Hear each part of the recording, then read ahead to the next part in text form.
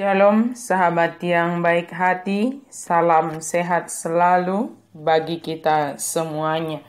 Marilah kita bersatu di dalam doa.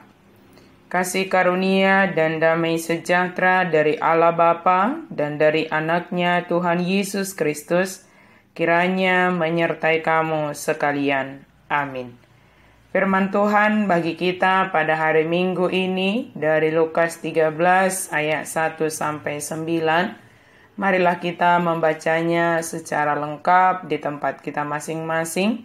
Saya baca ayat 5 dan ayat 7. Tidak, kataku kepadamu, tetapi jikalau kamu tidak bertobat, kamu semua akan binasa atas cara demikian. Lalu ia berkata kepada pengurus kebun anggur itu, "Sudah 3 tahun aku datang mencari buah pohon ara ini, dan aku tidak menemukannya. Tebanglah pohon ini, untuk apa ia hidup di tanah ini dengan percuma? Jikalau kamu tidak bertobat, kamu akan binasa." Wajarlah itu terjadi kepadanya, karena kesalahannya, karena dosa yang dia lakukan terhadap ibu yang melahirkannya. Dulu juga dia suka berkata tidak sopan kepada ibunya. Ketika ibunya sudah tua dan sakit-sakitan, dia mengusir ibunya dari rumah karena perilakunya itulah.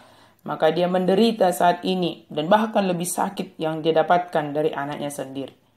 Atau kalimat yang mengatakan wajarlah dia mengalami sakit penyakit itu karena dosa dan kesalahannya sendiri. Benarkah kalimat tersebut?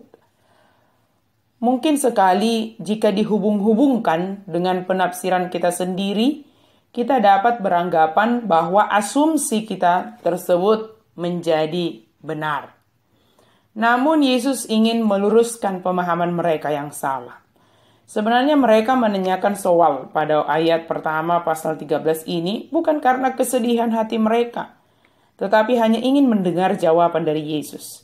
Yesus mengetahui isi hati mereka, maka Yesus menjawab dengan mengatakan, "Sangkamu orang-orang Galilea ini lebih besar dosanya daripada dosa semua orang Galilea yang lain, karena mereka mengalami nasib itu?"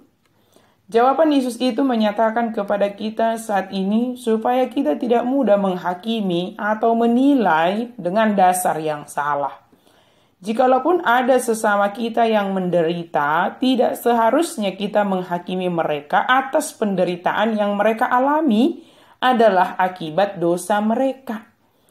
Yesus juga mengatakan, jikalau kamu tidak bertobat, kamu semua akan binasa atas cara demikian.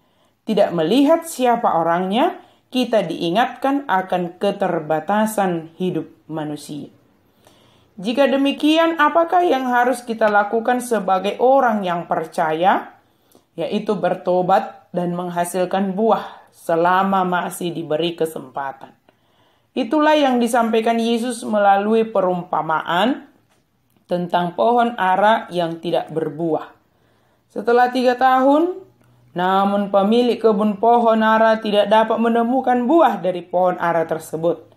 Maka segera pemilik memerintahkan kepada pengurus kebun tersebut untuk menebang pohon yang tidak berbuah. Tetapi pengurus kebun itu meminta waktu 1 tahun lagi supaya dia mengurus pohon yang tidak berbuah itu, mencangkul tanahnya, memberi pupuk supaya berbuah.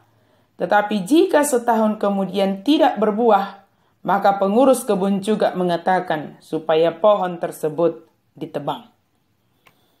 Sahabat yang baik hati, selagi masih diberi kesempatan kepada kita, marilah kita hidup dalam pertobatan dengan menghasilkan buah yang manis dan berguna.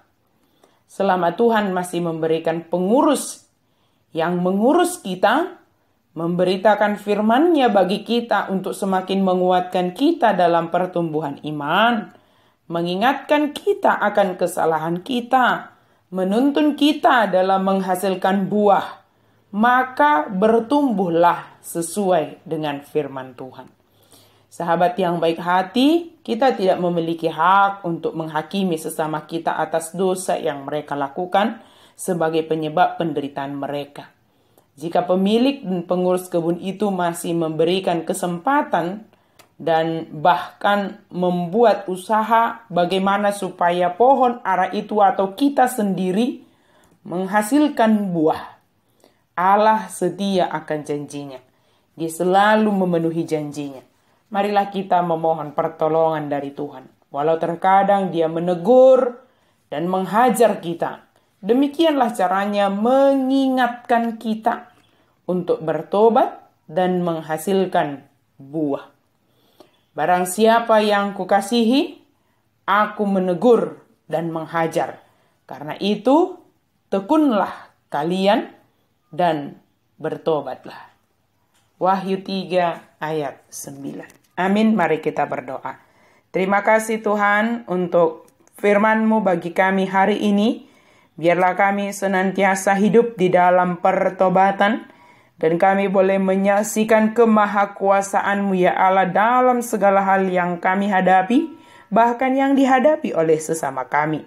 Biarlah Tuhan melalui firman-Mu, Engkau semakin meneguhkan hati kami, menyuburkan hati kami sehingga kami boleh bertumbuh di dalam firman Tuhan, berakar kuat, terlebih boleh menghasilkan buah sebagaimana yang Engkau kehendaki ya Tuhan, selagi masih ada kesempatan yang Engkau berikan bagi kami. Dalam nama Yesus kami berdoa dan bersyukur.